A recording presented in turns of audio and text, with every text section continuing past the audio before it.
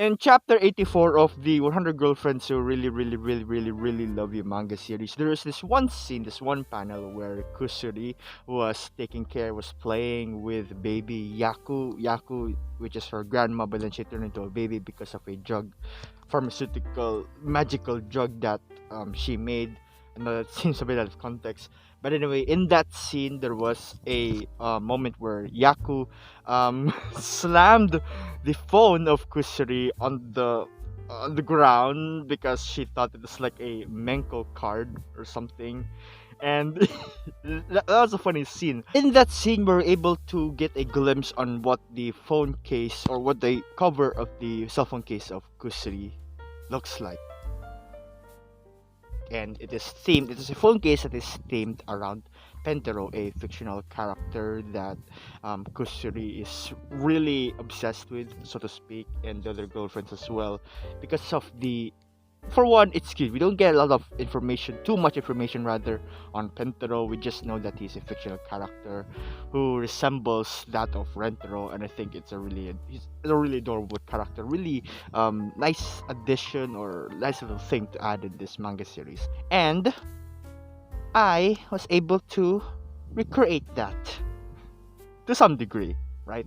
And I want to show you in this video as well on how you can also probably make your own Pentarou phone case just like I did. And I just essentially just wanted to share with you as well the creative process that goes behind it. Now, the first way I go about this is to determine the measurements of the phone case. Now, of course, obviously this depends greatly on to each of us, right? All of our phones are different sizes, different models. First, I wanted to make it as simple as possible. Since I have a transparent phone case, I thought of first printing out a print, of Pentarou, Pentarou design print that matches the dimensions of this phone case, and simply put it there, right, or plaster it behind the transparentness of this phone case, so that way, since it's transparent anyway, the design would be showing, right, would be seen. But the problem with this is that this transparent phone case is quite old. As you can see, there's a lot of scratches already here, so it's really not at the best condition, so to speak. And I wanted the phone case to be quite, presentable, at least, so to speak, to some degree. So I thought of buying another phone case that is transparent and much more cleaner. But then I thought to myself, I already have a transparent phone case, that would be kind of a waste, no? So then I thought of another alternative, which is to buy another completely different phone case, which is this one right here. Now, I apologize I didn't remove this one because I only have one phone case and I don't want to redo the entire process again because, be a waste. There's a reason for that. I'll get into that later. But anyway, the color that I've chosen for this phone case is red because, I thought it would be nice to fit into the whole hair color of Kusuri. And looking back, yes, I knew I made the right choice. There was a pink option as well. I really wanted to go for that, but I had to stick with Kusuri's red hair theme, and I think it looks great. The contrast between the blue and the red, it's nice, right? Don't you agree? So anyway, I found this really cheap phone case. It's of course it has to be the same model as your phone, of course, in order for it to match. Once you're done with that, or preferably, I should also mention this as well, is that when picking out the phone case, as much as possible, I would like it to be really plain, right? Just a plain red background or backdrop or whatever color that you'd want, in order for me to make the design here. With my phone case, I started to then try to measure the dimensions of it. In this case, I think if I remember correctly, it's around 77 millimeters width, and then lengthwise around 100. Really, it doesn't really matter because by looking at the design from the manga, Pentarou's head is around this, only up to this area, I suppose. But again, it really depends on the model of your phone as well, because there are some phones, I know that there are some phones in which they have a camera built right in the center of it, some here at this part of the corner. Kusuri's, if I remember correctly, there was a phone lens to the side, but it's in the corner. Once I got the measurements done, I then decided to make the outline, or to draw the outline in the phone case, because my first process behind it is to actually draw Pentarou on the phone case itself, meaning I have to really use, I don't know, I was planning to use felt tip markers, colored markers, whatever it's called, to draw the design. But then, because of the red background, I thought that there might be complications with the color. Initially, I wanted to go for a white one because that will be better, but there was no white phone case available. There was only red, there was a brown one, a pink one, blue, so on and so forth. Furthermore, I only have one of these. I can only buy one of these phone cases because I don't want to waste money, and so that means I only have one shot. So if I drew on this case and if I happen to screw it up, that's it. It's permanent. But then I thought of another option, which is to actually just again print the picture, right? But not just any print of a picture, a sticker. So with the measurements that I took from measuring the phone case, I then went to Canva to try to create a canvas with those measurements, and from then I transferred that template into my drawing app, and I'll show it to you now. So this is the mini tablet that I use in order to make the drawing, and I'm using the app Ibis Paint X. And when I made this, I started off with this, going to the ruler and to select an oval shape. You can see I already have a lot of ovals. These were the circles actually that I used in order to make the design. So now, oh, by the way, I should also mention that this Canva, this template is already set at the precise measurement of the phone case. So now, for instance, right, I'm just gonna make this as simple as possible, right? So you just have to, right? So make an oval shape, right? Again, fam, just know that this really depends on your artistic capabilities as well. Feel free to adjust it however you want, and just have fun with it, really, you know. There we go. So an outline there. So now once you have the head, I move down a bit more for the white part of body. Okay, I guess I would do in a way. And now towards the beak, shape it again. Alright, just the beak. Make some smaller ovals in order for, this is for the cheeks. You can use this trick as well. So you go here and there's a symmetry ruler right over there. So I click this one in particular because this will be able to make whatever drawing that I have on this side appear on this side as well. So for instance, if I do this, then it'll be seen, right? It's pretty cool. So now I'm just gonna have to go here, just enhance a bit. So yeah, okay, pretty good.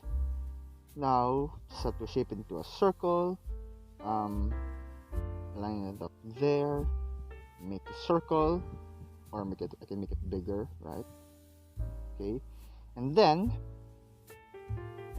I turn off the ruler, turn it off.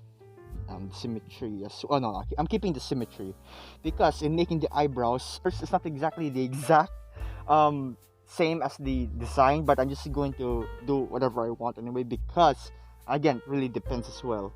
So just gonna do this, for instance, the eyebrow shape like a bean. If you're not happy with it, you can always redo it. There. Okay, we're getting somewhere.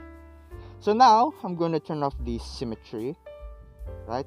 And then I'm gonna get the eraser, erase this part, and draw a hat.